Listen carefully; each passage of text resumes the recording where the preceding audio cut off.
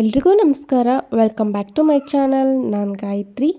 ತುಂಬಾ ಸಿಂಪಲ್ಲಾಗಿರುವಂತಹ ಟೊಮೊಟೊ ಬಾತನ್ನ ಯಾವ ರೀತಿ ಮಾಡ್ಕೊಳ್ಳೋದು ಅಂತ ನೋಡ್ಕೊಳ್ಳೋಣ. ತುಂಬಾ ಸಿಂಪಲ್ಲಾಗಿ ಹಾಗೆ ಅಷ್ಟೇ ಟೇಸ್ಟಿಯಾಗಿರೋ ಟೊಮೊಟೊ ಬಾತ್ ಮಾಡ್ಕೊಳ್ಳೋದಕ್ಕೆ ಮೊದಲೇದಾಗಿ ಒಂದು ಬೌಲ್ನ ತೊಗೊಂಡಿದ್ದೀನಿ. ಅದಕ್ಕೆ 1 ಗ್ಲಾಸ್ ಅಳತೆಯಲ್ಲಿ ಅಕ್ಕಿನ ಸೇರಿಸ್ಕೊಳ್ತಾ ಇದ್ದೀನಿ. ಅಂದರೆ 1 ಗ್ಲಾಸ್ ಅಳತೆಯಲ್ಲಿ 1 ಗ್ಲಾಸ್ ಆಗುವಷ್ಟು ಅಕ್ಕಿನ ತೊಗೊಂಡಿದ್ದೀನಿ. ಈ ಅಕ್ಕಿನ ಚೆನ್ನಾಗಿ ಒಂದು 2 ರಿಂದ 3 ಸಾರಿ ಚೆನ್ನಾಗಿ ತೊಳ್ಕೊಬೇಕಾಗುತ್ತೆ. ನಾವು ಎಷ್ಟು ಚೆನ್ನಾಗಿ ಅಕ್ಕಿ ತೊಳ್ಕೊಳ್ತೀವೋ ಅಷ್ಟು ಚೆನ್ನಾಗಿ ರೈಸ್ ಬರುತ್ತೆ ಅಂತಲೇ ಹೇಳ್ಬೋದು. ಹಾಗಾಗಿ 2 ರಿಂದ 3 ಸಾರಿ ಅಕ್ಕಿನ ತೊಳ್ಕೊಂಡು ಇಟ್ಕೊಂಡಿದ್ದಾದಮೇಲೆ ನಾನು ಮತ್ತೆ ಇದು ಮುಳುಗುವಷ್ಟು ನೀರನ್ನ ಹಾಕಿ ಅಕ್ಕಿ ಚೆನ್ನಾಗಿ ನೆನೆಯೋದಕ್ಕೆ ಎತ್ತಿಡ್ತಾ ಇದ್ದೀನಿ ಸೈಡಲ್ಲಿ. ಅಕ್ಕಿ ಚೆನ್ನಾಗಿ ನೆನೆದಷ್ಟು ಕೂಡ ರೈಸು ಚೆನ್ನಾಗಿ ಬರುತ್ತೆ ಅಂತ ಹೇಳಿ ಅಕ್ಕಿನ ಈ ಸ್ಟೇಜಲ್ಲೇ ನಾನು ನೆನೆಸಿ ಇಟ್ಕೊಳ್ತಾ ಇದ್ದೀನಿ. ಹಾಗೆ ಎಲ್ಲ ತರಕಾರಿಗಳ್ನು ಕೂಡ ಕಟ್ ಮಾಡ್ಕೊಂಡಿದ್ದೀನಿ. ಅಂದರೆ ಟೊಮೊಟೊ ಬೇಕಾಗುತ್ತಲ್ವ, ಟೊಮೊಟೊ, ಕರಿಬೇವು, ಈರುಳ್ಳಿ, ಪುದೀನ, ಕೊತ್ತಂಬರಿ, ಹಾಗೆ ನೆನೆಸಿಟ್ಕೊಂಡಿರ್ತಕ್ಕಂಥ ಬಟಾಣಿ ಕೂಡ ನಿನ್ನೆ ನೈಟೇ ನೆನೆಸಿಟ್ಕೊಂಡಿದ್ದೆ. ಆ ಬಟಾಣಿನೂ ಕೂಡ ಎತ್ತಿಟ್ಕೊಂಡಿದ್ದೀನಿ. ತರಕಾರಿ ಇಲ್ಲ ಅಂದರೂ ಕೂಡ ಈ ಟೊಮೊಟೊ ಬಾತನ್ನ ಸಿಂಪಲ್ಲಾಗೆ ಮಾಡ್ಕೋಬೋದು. ತರಕಾರಿ ಹಾಕಲೇಬೇಕು ಅಂತ ಏನಿಲ್ಲ, ಅಷ್ಟೇ ರುಚಿಯಾಗಿ ಕೂಡ ಬರುತ್ತೆ. ಒಂದು ಸಾರಿ ನೀವು ಕೂಡ ಟ್ರೈ ಮಾಡಿ ನೋಡಿ. ಹಾಗೆ ಟೊಮೊಟೊ ಎಲ್ಲ ಕಟ್ ಮಾಡಿ ಇಟ್ಕೊಂಡಿದ್ನಲ್ವ, ಆ ಟೊಮೊಟೊ ಎಲ್ಲ ಒಂದು ಮಿಕ್ಸಿ ಜಾರ್ಗೆ ಹಾಕ್ಕೊಂಡು ಇದನ್ನು ಯಾವುದೇ ಮಸಾಲ ಐಟಮ್ಸ್ ಹಾಕ್ಕೊಳ್ದೇ ನಾನು ರುಬ್ಕೊಳ್ತಾ ಇದ್ದೀನಿ. ನಿಮಗೆ ಬೇಕಂದರೆ ಈ ಸ್ಟೇಜಲ್ಲೇ ನೀವು ಬೆಳ್ಳುಳ್ಳಿ ಹಾಗೆ ಶುಂಠಿನೂ ಕೂಡ ಹಾಕ್ಕೊಂಡು ರುಬ್ಕೋಬೋದು. ನಾನು ಏನೂ ಹಾಕಿಲ್ಲ, ಹಾಗೆ ಟೊಮೊಟೊ ಅಷ್ಟೇ ರುಬ್ಕೊಂಡು ಎತ್ತಿಟ್ಕೊಂಡಿದ್ದೀನಿ. ಈಗ ಒಂದು ಕುಕ್ಕರ್ನ ಬಿಸಿ ಮಾಡೋದಕ್ಕೆ ಇಟ್ಕೊಂಡು ಸ್ವಲ್ಪ ಎಣ್ಣೆನ ಹಾಕ್ಕೊಳ್ತಾ ಇದ್ದೀನಿ. ಅಂದರೆ ಒಂದು 2 ರಿಂದ 3 ಟೇಬಲ್ ಸ್ಪೂನಷ್ಟು ಎಣ್ಣೆ ಹಾಕ್ಕೊಂಡ್ರೆ ಸಾಕಾಗುತ್ತೆ. ಹಾಗೆ 1 ಟೇಬಲ್ ಸ್ಪೂನಷ್ಟು ನಾನು ತುಪ್ಪನೂ ಕೂಡ ಸೇರಿಸ್ಕೊಳ್ತಾ ಇದ್ದೀನಿ. ತುಪ್ಪ ಹಾಕೋದ್ರಿಂದ ಒಂದೊಳ್ಳೆ ಟೇಸ್ಟ್ ಬರುತ್ತೆ, ಹಾಗಾಗಿ ತುಪ್ಪನೂ ಸೇರಿಸ್ಕೊಂಡಿದ್ದೀನಿ. ಹಾಗೆ 1-2 ಇಂಚಷ್ಟು ಚಕ್ಕೆನ ಸೇರಿಸ್ಕೊಂಡಿದ್ದೀನಿ. 1 ಚಕ್ರಿ ಮೊಗ್ಗು, ಹಾಗೆ ಸ್ವಲ್ಪ ಸೋಂಪನ್ನು ಕೂಡ ಹಾಕ್ಕೊಂಡಿದ್ದೀನಿ. ಅದಾದಮೇಲೆ ಒಂದು 3 ರಿಂದ 4 ಲವಂಗನ ಸೇರಿಸ್ಕೊಂಡಿದ್ದೀನಿ. 1 ಏಲಕ್ಕಿ ಬುಡ್ಡಿನೂ ಕೂಡ ಹಾಕ್ಕೊಳ್ತಾ ಇದ್ದೀನಿ. 2 ಪಲಾವ್ ಎಲೆನ ಹಾಕ್ಕೊಂಡು ಚೆನ್ನಾಗಿ ಇದು ಮಿಕ್ಸ್ ಮಾಡ್ಕೋಬೇಕು. ಚೆನ್ನಾಗಿ ಎಲ್ಲ ಫ್ರೈ ಆಗಬೇಕು, ಘಮ ಬರೋವರೆಗೂ ಚೆನ್ನಾಗಿ ಮಸಾಲ ಎಲ್ಲ ಎಣ್ಣೆ ಹಾಗೆ ತುಪ್ಪದಲ್ಲಿ ಚೆನ್ನಾಗಿ ಹುರಿಬೇಕು. ಅದಾದಮೇಲೆ ಕಟ್ ಮಾಡಿ ಇಟ್ಕೊಂಡಿರುವಂಥ ಈರುಳ್ಳಿನೂ ಕೂಡ ಸೇರಿಸ್ಕೊಳ್ತಾ ಇದ್ದೀನಿ. ನಿಮಗೆ ಎಷ್ಟು ಬೇಕೋ ಅಷ್ಟು ಈರುಳ್ಳಿನೂ ಕೂಡ ಹೆಚ್ಚು ಕಡಿಮೆ ಮಾಡ್ಕೋಬೋದು. ಅದಾದಮೇಲೆ ಸ್ವಲ್ಪ ಕರಿಬೇವನ್ನ ಹಾಕ್ಕೊಂಡು ಚೆನ್ನಾಗಿ ಫ್ರೈ ಮಾಡ್ಕೊಳ್ತಾ ಇದ್ದೀನಿ. ಕರಿಬೇವೆಲ್ಲ ಚೆನ್ನಾಗಿ ಫ್ರೈ ಆದಮೇಲೆ ಈ ಸ್ಟೇಜಲ್ಲೇ ಈರುಳ್ಳಿ ಎಲ್ಲ ಚೆನ್ನಾಗಿ ಕುಕ್ಕಾಗಲಿ ಅಂತ ಹೇಳಿ ಅರಿಶಿನ ಪುಡಿ ಹಾಗೆ ಉಪ್ಪನ್ನು ಕೂಡ ಈ ಸ್ಟೇಜಲ್ಲೇ ಸೇರಿಸ್ಕೊಳ್ತಾ ಇದ್ದೀನಿ.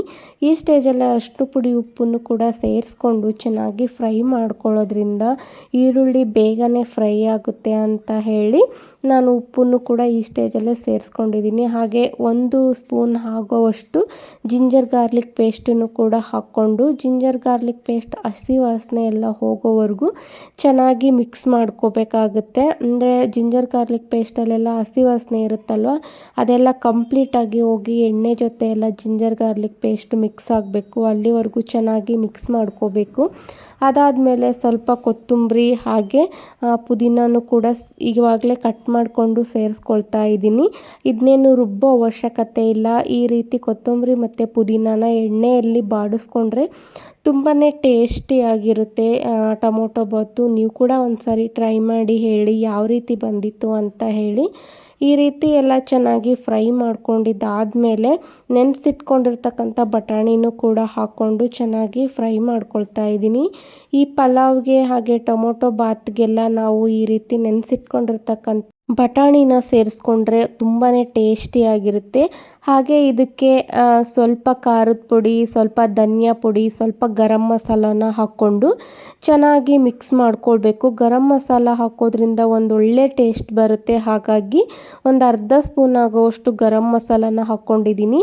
ಈ ಪೌಡರ್ ಎಲ್ಲ ಹಸಿ ವಾಸನೆ ಹೋಗೋವರೆಗೂ ಎಣ್ಣೆಯಲ್ಲಿ ಚೆನ್ನಾಗಿ ಫ್ರೈ ಮಾಡ್ಕೊಂಡಿದ್ದಾದಮೇಲೆ ಈಗ ರುಬ್ಬಿಟ್ಕೊಂಡಿರ್ತಕ್ಕಂಥ ಟೊಮೊಟೊ ಪ್ಯೂರಿನೂ ಕೂಡ ಸೇರಿಸ್ಕೊಂಡು ಚೆನ್ನಾಗಿ ಒಂದು ಸಾರಿ ಮಿಕ್ಸ್ ಮಾಡ್ಕೊಳ್ಬೇಕು.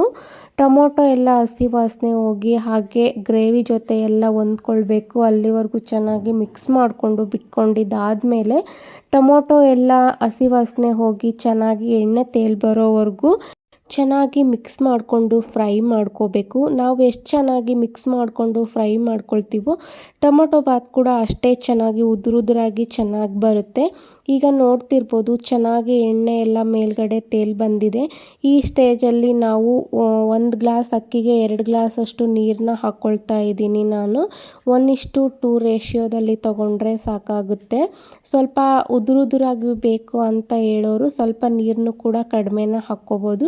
ನಾನಿಲ್ಲಿ 1 ಗ್ಲಾಸಷ್ಟು ನೀರನ್ನ ಸೇರಿಸ್ಕೊಂಡಿದ್ದೀನಿ. ಅಂದರೆ ಸ್ವಲ್ಪ ಉದುರಾಗೇ ಇರಲಿ ಪಲಾವು ಅಥವಾ ಟೊಮೊಟೊ ಬಾತ್ ಅಂತ ಹೇಳಿ.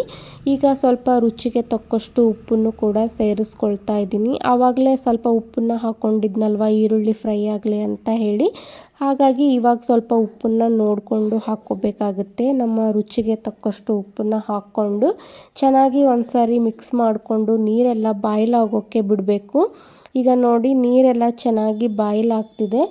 ಈಗ ನೆನೆಸಿಟ್ಕೊಂಡಿರ್ತಕ್ಕಂಥ ಅಕ್ಕಿನೂ ಕೂಡ ಇದಕ್ಕೆ ಸೇರಿಸ್ಕೋಬೇಕು. ಆಲ್ಮೋಸ್ಟ್ ಒಂದು 20 ಮಿನಿಟ್ಸ್ ಅಕ್ಕಿನ ನೆನೆಸಿರ್ತೀವಿ ನಾವು. ಚೆನ್ನಾಗಿ ನೆಂದಿರುತ್ತೆ ಅಕ್ಕಿ. ಹಾಗಾಗಿ ನಾವು ಸ್ವಲ್ಪ ಕಡಿಮೆ ಕ್ವಾಂಟಿಟಿಯಲ್ಲಿ ನೀರು ಹಾಕ್ಕೊಂಡ್ರೂ ಕೂಡ ನಡೆಯುತ್ತೆ.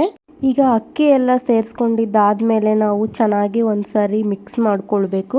ಅಕ್ಕಿನ ನೆನೆಸಿಟ್ಕೊಂಡಿರ್ತೀವಲ್ಲ ರಫಾಗಿ ನಾವು ಈ ರೀತಿ ತಿರ್ಗ್ಸೋಕೆ ಹೋಗಬಾರ್ದು. ನಮ್ಗೆ ಎಷ್ಟಾಗುತ್ತೋ ಅಷ್ಟು ನಿಧಾನಕ್ಕೇ ಲೈಟ್ ಹ್ಯಾಂಡಲ್ಲೇ ಚೆನ್ನಾಗಿ ಈ ರೀತಿ ಮಿಕ್ಸ್ ಮಾಡ್ಕೊಳ್ಬೇಕು.